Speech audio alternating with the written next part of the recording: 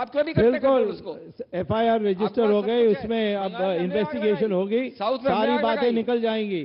ये कांग्रेस के जो लोग हैं इन्होंने सारी दंगा फसाद किया है। ढांचा तमिलनाडु में, कर्नाटक में, बंगाल में, नॉर्थ ईस्ट में, कुछ नहीं हुआ। महाराष्ट्र में हमने लगाई है। अगर ढांचे आपके पास है, पुलिस आपके पास है, सिस्टम आपके पास है। तमिलनाडु में कुछ नहीं। एमएलए पे एफआईआर हुई है दिल्ली के अंदर। कितने सारे बीजेपी लोगों के ऊपर एफआईआर हुई है असम में, आपको मालूम है? कितने सारे ऑफिस बेरर रिजाइन किया है असम में, आपको मालूम है? त्रिपुरा में क्या हालत हुई है बीजेपी वालों को पता है आपको? एक समस्या, डॉक्टर स्वामी, आप डिवाइसिव एजेंडे के साथ काम करते हैं। नहीं, डिवाइसिव माने क्या, हम 82% है, इसमें क्या डिवीजन है? ये तो ऐसी इतनी बड़ी मेजॉरिटी होते तो क्या फिर उसी 82% के लिए काम होगा, बाकियों के लिए काम नहीं होगा? सवाल मत बदलिए आप। ये डिवाइसिव नहीं है।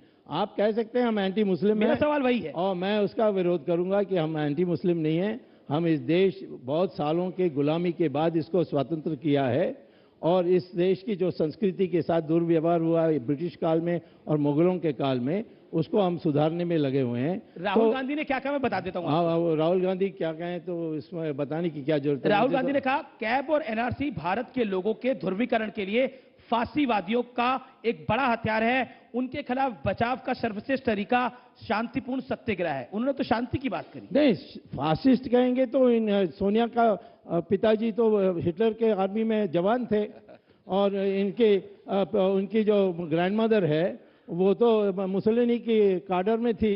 मैं तो सबूत देने के लिए तैयार हूँ। जो सिक्सर मारते हैं स्वामी जी, उसका कोई उत्तर नहीं है। सिक्सर मारा, जो डिनाई हो या क्रिकेट बैट हो, पता नहीं चलता। मैं तो सबूत देने के लिए तैयार हूँ। सबूत दे देना चाहिए आपको। हाँ, दे दूंगा। अरे कितने बार दिया मैंने तो बहुत बार दिया है। जितने बार दिया है, मेरे वेबसाइट में चली जाइए, आपको सब मिल जाएगा। सोनिया गांधी ने भी कहा, उन्होंने बोला हिंसा व बंटवारे की जननी बन गई है ये मोदी सरकार, देश को नफरत की अंधी खाई में धकेल दिया है और युवाओं को भविष्य को भट्टी में झुलसा दिया है।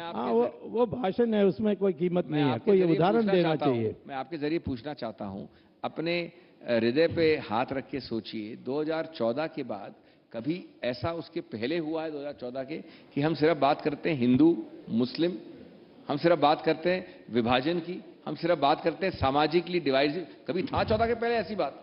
जो चीजें हो रही हैं आज, आप ध्रुवीकरण दिन प्रतिदिन कर रहे हैं। संशोधन में हमने हिंदू मुस्लिम की बात ही नहीं की है, जिसकी जब बोतल खुल जाएगी तो ना आप ना हम ना देश इसको वापस डाल पाएगा।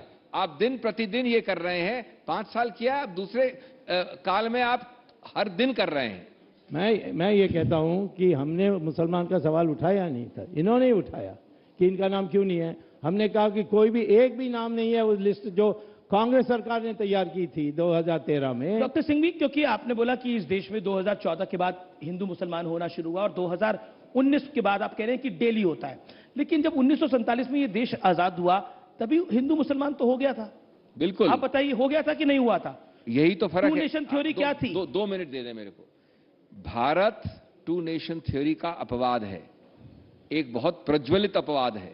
हमें गर्व इस बात का है कि इस पूरे भूगोल में, हमारे पूरे दक्षिण एशिया में कोई एक देश नहीं है जो गणतांत्रिक लोकतांत्रिक रहा। जिन लोगों ने 2 नेशन थ्योरी में बनाया देश, इसलिए तो हमने उनको जाने दिया।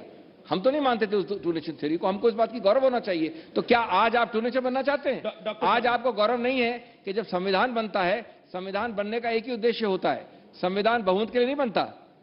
संविधान बनता है कि जो अल्प बहुमत में है, जो बहुमत में नहीं है, जो अल्पसंख्यक हैं, उनके मानव अधिकार कैसे प्रोटेक्ट किए जाए। यही तो फर्क है हम में और पाकिस्तान में, यही तो फर्क है हम में और बांग्लादेश में। क्या आप वैसा बनना चाहते हैं? मेरा मानना है कि मोदी जी आपको वैसा ही बनाना चाहते हैं। ये हम तो क्या बनना चाहते हैं हम ही कह सकते हैं, आप नहीं कह सकते हैं। आपका नियत खराब, देश के नागरिक हैं, इनका नियत खराब है। देश के नागरिक हो सकते हैं, परंतु वो भी पता नहीं कौन, इन्होंने भी इनमें कितने लोगों के पास डबल पासपोर्ट, ट्रिपल पासपोर्ट है, ये सब इनके पास नहीं है।